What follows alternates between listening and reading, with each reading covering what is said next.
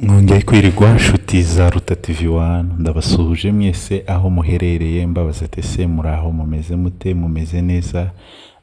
Uyu munsi ndabona atari umunsi mwiza, aho mwabonye wenda duhere ku nkuru y'ibyabaye ku munsi w'ejo. Nibwo abantu benshi bamenye amakuru kubw'uriya musore wa mbere twashize hano ikiganiro ciwe, ni umushombo.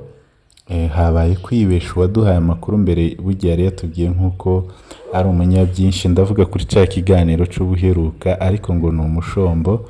Urumva iyo umuntu apfuye ugasanga umuntu arakubwiye ati ni uwa famiye wanjye, mufasha wenda ukora ikiganiro abantu bamenye yuko umuntu wacu yitabye Imana, inshuti n'abavandimwe babibone vuba vuba, tukabikora. Rero yahise aduha amakuru atubwira yuko ari umunyabyinshi, ariko ntabwo ari umunyabyinshi wa musore, ni umushombo. Ariko nizere yuko ico si ikibazo cyane.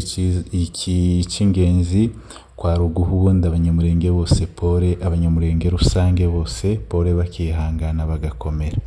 Hanyuma ako kantu rero njyewe iyo habaye agakosa nzaza nkagakosora mu kiganiro cya kabiri nkakababwira. Uyu munsi rero twakiriye indi nkuru kandi itari nziza nayo.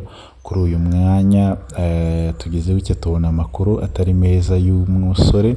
Nakomeje kuyibona kare nko mu masaha 7 aho ngaho, nkiyibona ico gihe nibajije ati Imana we, kuki abana batoya bari gupfa?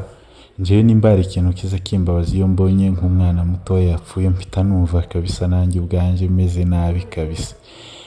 Nuko ariko tukibibona mu mwanya ngize gutya, mbona umuntu arampamagaye ati dufashe utubikire uyu muntu witabye Imana. Nanjye ndabikora rero, nje hano kubibakorera kugira ngo duheze umuryango w'abatwari pole cyane.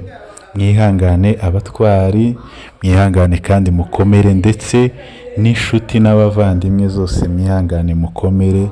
Abanyamurenge tutibagiwe abanyamurenge bose ku isi, abanyamurenge bose aho muherereye mwihangane. Abarundi, abanyarwanda, abumva bose ururimi rw'ikinyarwanda bose mwihangane. Dutakaje umusore ukiri mutoya, umwana wari ugifite ahazaza hiwe heza. Nkunda, rest in peace Nkunda. Ariko tuzongera tubonane ikindi gihe,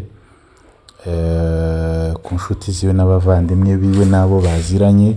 Ndabakomeza cyane, mwihangane mukomere, nta kundi. Tuzamusanga aheza yagiye, niho mu ijuru tuzamusanga. Abenshi bazi uyu mwana bavuze yuko wari umwana witondaga, wakunda gusenga cyane, umwana wari ucishije bugufi, uvuga gakeya cyane.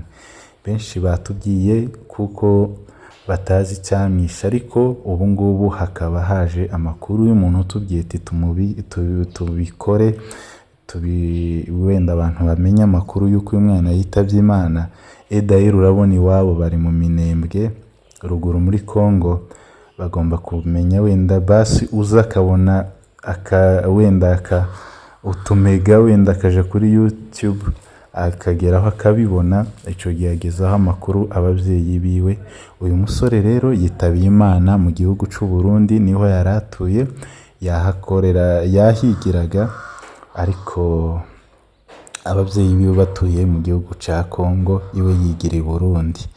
Gusa ntabwo byabaye amahirwe kuri we wenda yo kuzarangiza ishuri ngo azabe yanataha akagera mu rugo kuramukanya ababyeyi ko yari abakumbuye.